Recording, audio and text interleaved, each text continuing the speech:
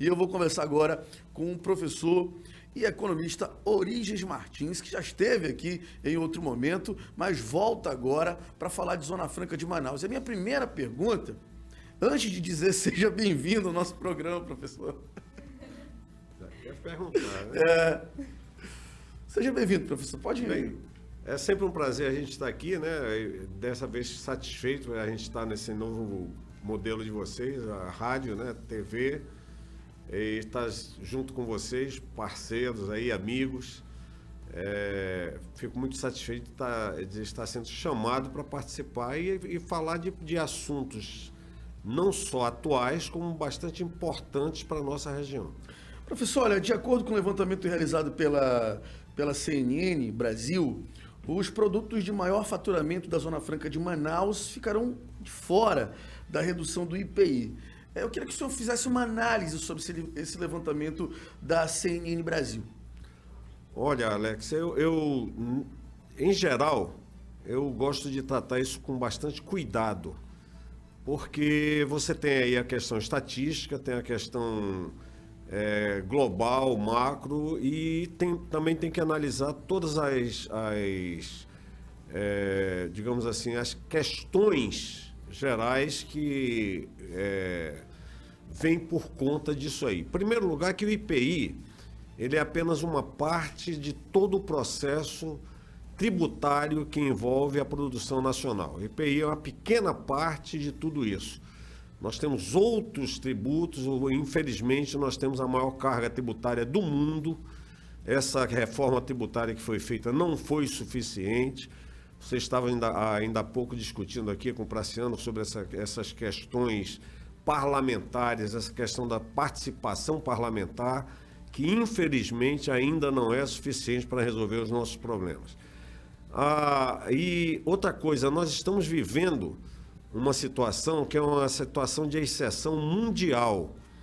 E as pessoas estão querendo particularizar isso, vitimizando talvez o polo industrial de Manaus, quando nós temos uma situação onde o Brasil tem que ser tratado de forma macro. Logicamente, nós temos produtos, vocês falaram ainda agora do polo de concentrados, nós temos produtos que vão sofrer consequências.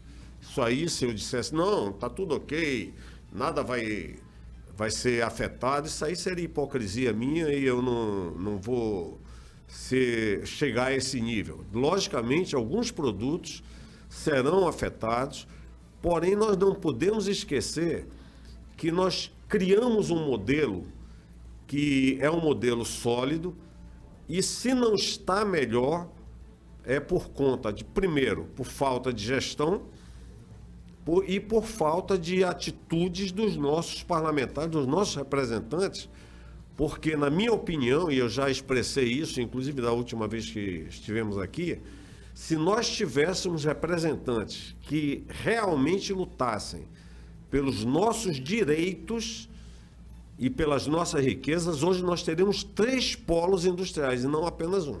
Então, o senhor acha que após 75 anos de Zona Franca de Manaus, a gente poderia ter um outro modelo econômico? Com certeza absoluta. Nós teríamos 3 polos industriais, meu. E não apenas um. Veja bem, o polo industrial de Manaus, ele não é só um produtor de manufaturados.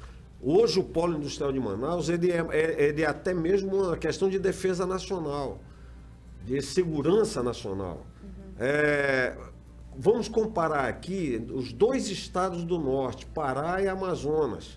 Hoje o Amazonas, por ter uma situação de um modelo formal, regularizado de produção, nós temos 92% das nossas florestas totalmente preservadas. O nosso vizinho, infelizmente, por não ter esse modelo, nós temos aí toda uma produção ilegal de garimpo, de madeira, e temos aí 60% da floresta devastada. Então, hoje, dizer que o polo industrial de Manaus, a Zona Franca de Manaus, está abandonada pelo governo, ou será abandonada pelo governo, é total desconhecimento do que acontece no nosso país. Apenas nós estamos vivendo um momento que não pode ser esquecido, ou não pode ser ignorado. Hoje, o Brasil vive uma questão mundial. Nós temos aí, passamos por 2 pandemias, passamos por essa guerra espúria aí da Rússia com a Ucrânia, e o Brasil está passando por um processo de crise industrial no país inteiro. O estado com a maior indústria do Brasil, que é São Paulo, teve 2 fábricas do setor automobilístico fechadas. A questão da industrialização no Brasil está séria. Não pode simplesmente o Ministério da Economia fechar os olhos para isso e dizer, olha, vamos garantir ali a Zona Franca de Manaus e esquecer o resto. Alguém tem que dar a sua parcela. Talvez esse sacrifício que nós estamos passando agora, tendo que segurar essa barra do IPI, não significa que simplesmente nós tenhamos que eleger inimigos, chegar e dizer, olha, o Paulo Guerra é inimigo da Zona Franca, o Bolsonaro é inimigo. Quem dera que nós tivéssemos 3 Paulos Guedes no Brasil. Porque se hoje nós temos o Brasil com o equilíbrio econômico que nós temos no nosso país, enquanto outros países aí que se dizem bem mais desenvolvidos do que nós, não tiveram a segurança econômica que o Brasil teve durante essa questão da pandemia e da guerra, se deve à competência de um ministro da Economia como Paulo Guedes. Professor, o senhor fala de 3 coisas aqui muito, muito importantes. O senhor fala que o IPI não é o único imposto, que tem outros, então tem mais 3. E aí que a gente escuta as pessoas que são próximas ao presidente Jair Bolsonaro, que falam que vai se mexer para que a Zona Franca tenha competitividade, continue com competitividade. Mas agora há pouco, sentou aí, onde o senhor está sentado, um deputado, um cara que foi deputado federal 2 vezes, é petista e disse, olha, ninguém vai levantar a tenda e ir embora, porque ainda tem 40% de lucro dos empresários na Zona Franca de Manaus. Como é que o senhor vê que nós podemos manter essa competitividade aí reduzindo aí o IPI para o resto do Brasil? Veja bem, nós temos o IPI que está se discutindo, só se fala em IPI até agora. Tá? Exatamente. Agora eu te pergunto, justifica nós termos um dos maiores ICMS do Brasil? Exatamente. Eu te pergunto, por exemplo, há muito tempo se sabe e se esconde, se joga para baixo do tapete a bitributação do ICMS, produtos, por que se compra aqui no Amazonas, aqui em Manaus, nas lojas de Manaus, televisores fabricados na Zona Franca de Manaus mais caro do que nas lojas de São Paulo. Quando se sabe e descaradamente se faz de conta que não existe, o faturamento de produtos feitos na Zona Franca, produzidos na Zona Franca de Manaus, faturados para São Paulo e refaturados para Manaus para que o ICMS fique em São Paulo. Quer dizer, se trabalhou, se fez da Zona Franca de Manaus, dos polos industriais, do polo industrial de Manaus, das empresas, fantoches da Fiesp, e nesse período todinho, os parlamentares de todos os partidos, e entra aí inclusive esses de esquerda, não fizeram absolutamente nada. Os gestores, governadores, prefeitos, etc., não fizeram absolutamente nada. E aí vem outro detalhe. Você tem, hoje elegeram o presidente Bolsonaro, o ministro Paulo Guedes como os grandes inimigos da Zona Franca. Eu te pergunto, qual foi o primeiro presidente que começou a defender a exploração das nossas riquezas de maneira sustentável e racional? Porque a Zona Franca, ela é uma prova viva de que nós podemos explorar as nossas riquezas sem aquela faláciazinha dos terroristas ambientais de que qualquer exploração de riqueza na Amazônia vai acabar com o meio ambiente. Se nós fôssemos entrar naquela onda do Macron, por exemplo, de que a Zona Franca está pegando fogo, nós já éramos um deserto. Então, paciência, pessoal. Hoje, quando eu digo que nós já poderíamos ter 3 polos industriais, nós temos aí as nossas riquezas na área farmacológica, na área da beleza, por exemplo, na área de produtos de beleza, que inclusive já são explorados por indústrias, por mega indústrias do mundo. Quem não conhece a história da banha da sucuriju, que é um produto indígena, né, que vem de uma tradição indígena. A banha da sucuriju é um dos produtos com a maior capacidade de regeneração da pele humana, do tecido humano. Veio aqui uma multinacional, conheceu essa tecnologia através de uma empresa formada por religiosos aqui do Aleixo, viu e tentou levar isso aqui, a pessoa daqui para lá, levou o produto, analisou, passou a utilizar, patenteou, e hoje eles têm patenteado a nível mundial uma pomada e uma emulsão com nome científico. Nem falam na sucuriju, não falam que é da Amazônia, e tem patenteado uma pomada e uma emulsão de banho de sucuriju vendida a nível mundial. Quer dizer, nós passamos a comprar. E eu te pergunto, por que nós não temos um polo onde, inclusive, os nossos institutos de pesquisa, que há tanto tempo têm esses estudos financiados pelo governo, com estudos e bolsas de cientistas estrangeiros que vêm para cá estudar isso, e não se transformam em produtos para serem utilizados pelo nosso povo, mas acabam sendo utilizados pelo povo lá de fora. E eu estou dando um exemplo. O exemplo da banha da sucuriju como um exemplo só. Tem um outro aí que muita gente não conhece, que é o da pílula de creolina. A Zona Franca não está tão competitiva por culpa da vontade dos políticos e também de gestão. Eu queria que o senhor explicasse melhor isso, professor. Olha, a questão a questão dos parlamentares, a gente já falou, a falta de uma defesa mais firme. E quando eu falo de gestão, veja bem, nós falamos aqui da questão dos polos.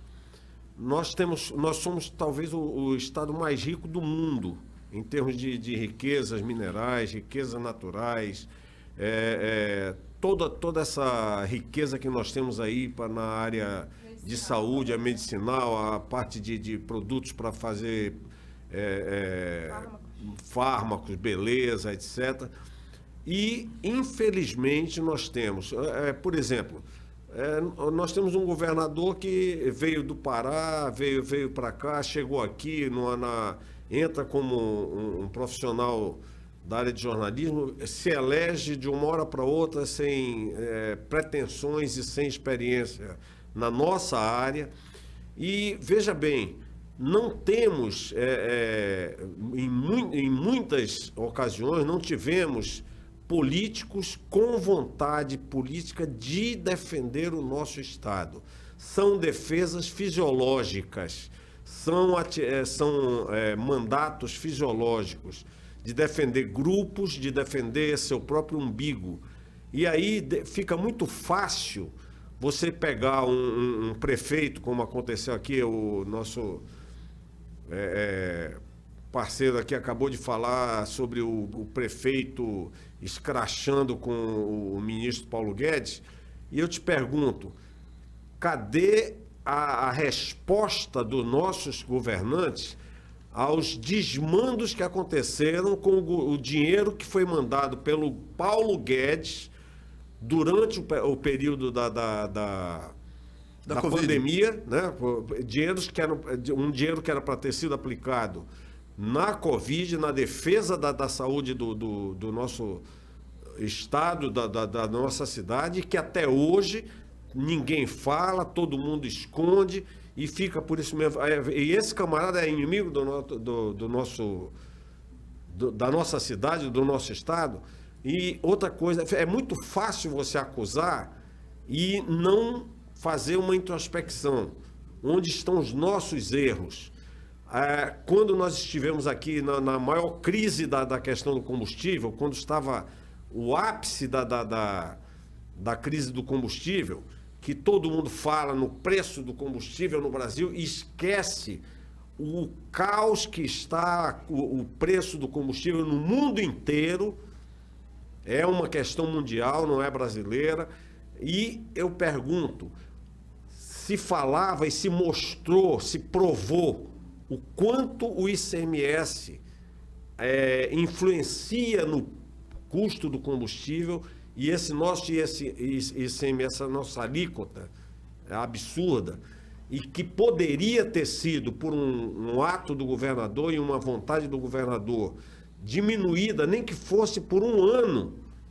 Decretava lá, durante um ano vai baixar, vai diminuir, nem que ele não precisava zerar. Ele tirava dos 28%, botava num 10% durante um ano. Quanto ele ajudaria essa população pobre, sem comida para botar na mesa? E quantas empresas que tiveram que ser fechadas poderiam ter sido reativadas, dando emprego e renda? Então, é nesse ponto que o ICMS da cesta básica também é muito alto. Em tudo, Alex. E aí eu te pergunto, é nesse momento em que um gestor público, ele tem que pensar de uma maneira geral. Ele não pode estar atendendo a grupos, ele não pode estar atendendo a pura e simplesmente currais. Ele tem que pensar no povo como um todo, ele tem que pensar no macro, e ele tem que ter principalmente uma coisa que poucos tiveram: coragem. E nesse momento, aí eu também coloco uma coisa. Quando o presidente pediu que fosse feita a redução das alíquotas do ICMS, quantos governadores fizeram? Quando inventaram aquele papinho de congelamento de ICMS, que aquilo foi a maior falácia que aconteceu, porque congelaram na alíquota lá em cima. Aquilo ali foi uma maior palhaçada me desculpe o termo, foi a maior palhaçada que se fez a nível político no Brasil. Se congelar a alíquota do ICMS com a alíquota lá em cima. Aquilo não ajudou em absolutamente nada. Então, se ilude o povo, quando o povo, infelizmente, não está achando que está sendo feita alguma coisa e não está, num pedido, numa solicitação do governo federal para ajudar a resolver o problema, não fazem, ficam aí comemorando superfaturamentos, superávites fiscais. Pelo amor de Deus, superávit fiscal em cima de imposto que influencia diretamente até na conta da luz, né? Na conta de tudo, e da comida principalmente, meu amigo. Da cesta básica, como você falou, o cara está passando fome e está pagando um dos maiores ICMS do Brasil. E o governo lá comemorando o superávit tributário. Me desculpa, mas aí vem, cadê a atitude de gestão pública? Gestão pública. E emprego e renda exige uma política de gestão. Não adianta só ficar aqui cruzando os braços, tentando dar auxíliozinho emergencial ou dar aqueles abonos do Fundeb, que, na verdade, quando se deu abono do Fundeb, o Fundeb, em primeiro lugar, é dinheiro federal. Segundo, quando se deu abono do Fundeb, é porque não foi aplicado e para não ter que devolver para o governo federal se deu como abono. Então, paciência. Está faltando atitude, está faltando uma visão macro, está faltando uma visão realmente de gestão consciente e gestão inteligente.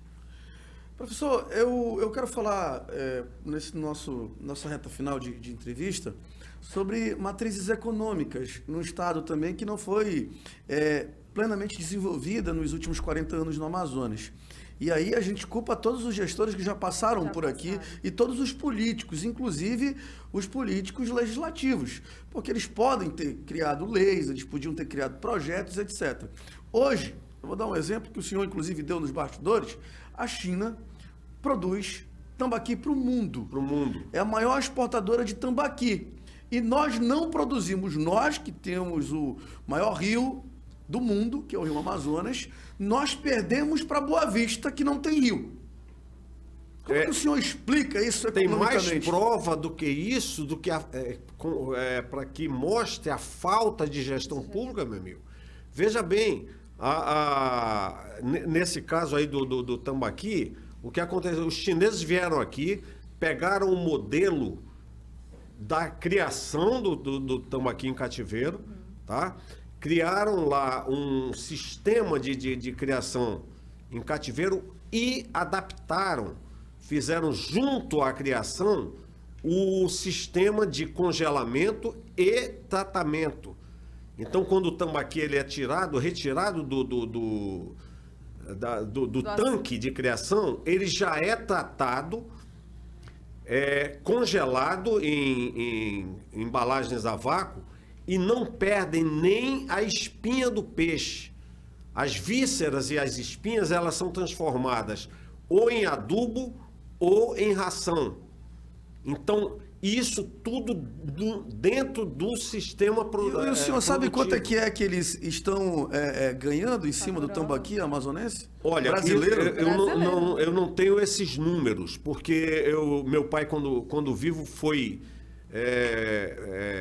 conheceu lá a região, viu a coisa, inclusive filmou a situação, e eles fizeram um sistema de produção partilhada, né? Eles têm sistema de criação de porcos e tambaquis partilhada a criação. É uma coisa espetacular. Eles pegaram o nosso modelo, melhoraram, fizeram um sistema altamente produtivo e eficiente. Enquanto isso, como você diz aqui, a gente com todas as condições para fazer a coisa, inclusive muito mais barata, não fazemos e nem trazemos... a gente está importando, na verdade, tambaqui de Boa Vista. Importando outra coisa... Os pequenos produtores, vamos entrar noutra área aqui, vamos entrar na área da agricultura.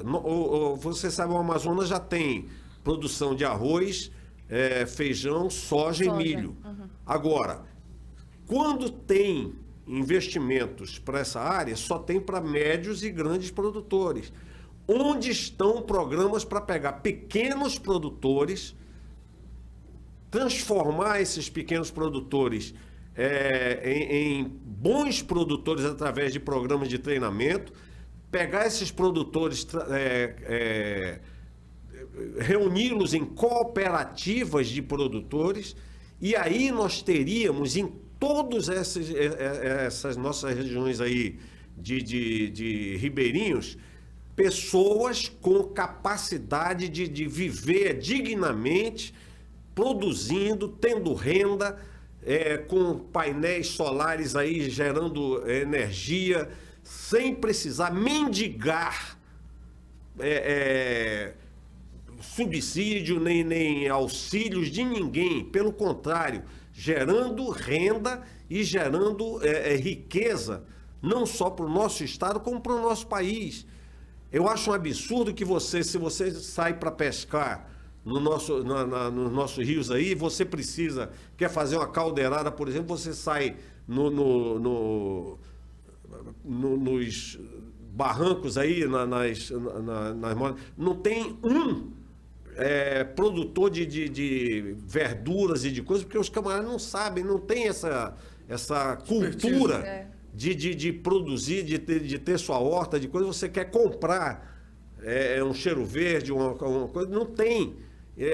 Não são treinados para isso. Nós tínhamos que ter uma política pública para tornar os nossos ribeirinhos, os nossos caboclos, produtores e bons produtores. Dizer que a terra do Amazonas não é boa para isso, isso é falácia, é falta de conhecimento, não vou querer chamar de burrice, então chamar apenas de falácia e falta de conhecimento. Professor, eu gostaria que o senhor fizesse suas considerações finais, que a gente está chegando no final do bloco, mas nessas considerações finais eu gostaria muito que o senhor falasse como manter o polo industrial e o polo de concentrados competitivo com esse novo decreto do presidente Jair Bolsonaro. Olha, em primeiro lugar, a gente ter, em vez de ficar acusando e ficar criando os inimigos, a gente tem que ter um time. O próprio presidente Bolsonaro já disse que não vai abandonar a Zona Franca, já disse isso várias vezes, e eu não acredito de que o Paulo Guedes seja inimigo da Zona Franca, porque é um dos maiores ministros da economia que o Brasil já teve. E ele não seria maluco de abandonar isso aqui. Agora, nós não podemos permitir que continue sendo feito os crimes que fazem contra a Zona Franca, como a bitributação. Segundo, você sabe que nós temos 55 anos de Zona Franca e durante 30 anos nós passamos com matrizes completamente absurdas, porque depois de 30 anos é que nós passamos da matriz elétrica para a eletrônica. Nós precisamos ter um pouco mais de cuidado com o acompanhamento tecnológico para não levar tanto tempo de mudança e essa burocracia totalmente absurda, porque a SUFRAMA ainda é dominada pelo setor político e não técnico. Nós precisamos ter talvez até uma mudança na legislação para que torne menos burocrática, mais eficiente e fazer com que os nossos empresários atuais e aqueles que querem realmente investir aqui tenham mais facilidade, além desse sistema tributário como um todo no Brasil, que é uma questão, infelizmente, é a grande doença do Brasil, que é o sistema tributário nacional. E hoje nós vivemos um problema que todo mundo está esquecendo. Veja, agora mesmo tem um amigo meu, produtor, que está com um material para mandar para os Estados Unidos, um pallet que custava $5.000 para o aluguel. Ele hoje está custando 20 mil por conta desse lockdown da China, que inclusive eu creio que foi fabricado, não tem nada a ver realmente com o coronavírus, foi inventado. Mas era 5 a 10 mil, era 5 mil, passou para 10 mil. Hoje você paga às vezes $20.000 pelo aluguel de um container. Não é pallet, é container. O custo disso, ninguém fala. O aumento de 5 para $20.000 o aluguel de um container. Isso quebra qualquer produção. Ninguém fala nisso. E esse lockdown da China foi simplesmente, eles decretaram os navios que estavam lá para descarregar ou para vir para cá, navios que já estavam inclusive carregados, não sai e acabou. Muito obrigado, professor Orides Martins, pela entrevista. Fique com Deus e até a próxima oportunidade, que eu vou lhe convidar com certeza, porque essa novela ainda vai continuar por muito tempo. Eu estou aqui à disposição de vocês. É um prazer a gente estar aqui discutindo, e principalmente quando se discute realmente, porque, Alex, é uma pena que as pessoas, quando vão discutir determinadas coisas, vejam apenas um lado. A gente precisa ver a coisa como um todo, nunca dando um foco apenas. É por isso que aqui a gente diz que nós não temos mordaça. Aqui é doa em quem doer.